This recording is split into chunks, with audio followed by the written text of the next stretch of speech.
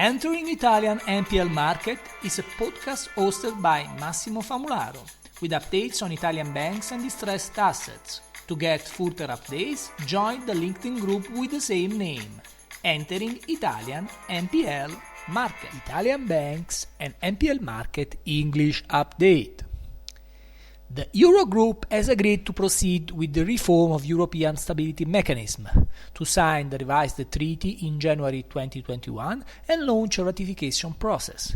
Given the progress made in risk reduction and the further measure outlined, they have also agreed to advance the entry in force of Common Backstop to Single Resolution Fund by beginning of 2022. The decision marks another important step towards completing the banking union.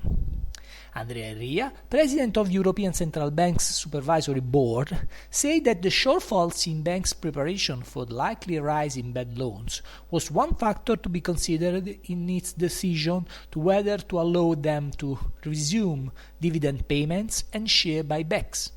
Speaking at the Financial Times Global Banking Summit, Mr. Enria said that some of his 117 banks were all over the place on provisioning for the likely rise in non-performing loans. This was a concern for supervisors, he warned.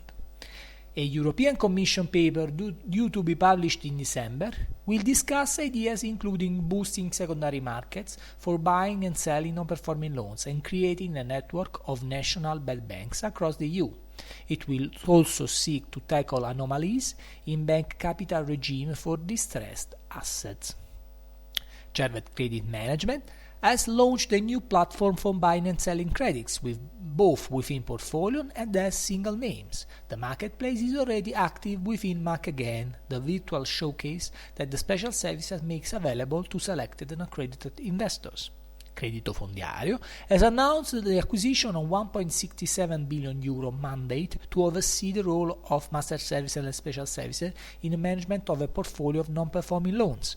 As the result of this operation, and other concluded in the quarter, the total receivable managed by Credito Fondiario as a special servicer at the end of the year will amount to some 19 billion.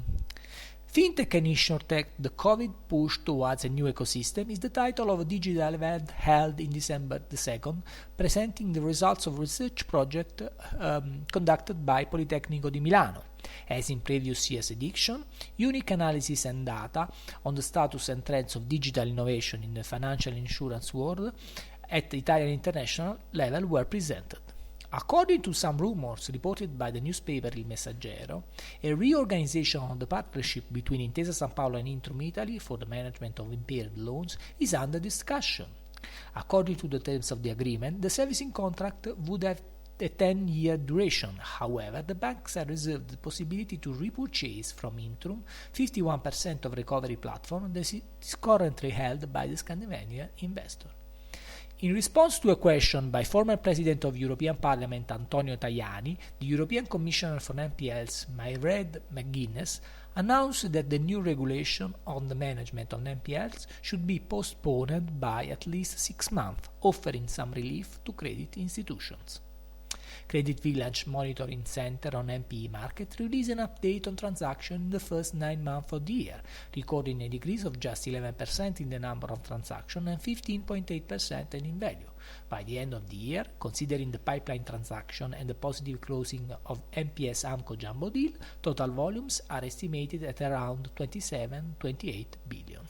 You have listened to Entering Italian NPL Market podcast, hosted by Massimo Famularo.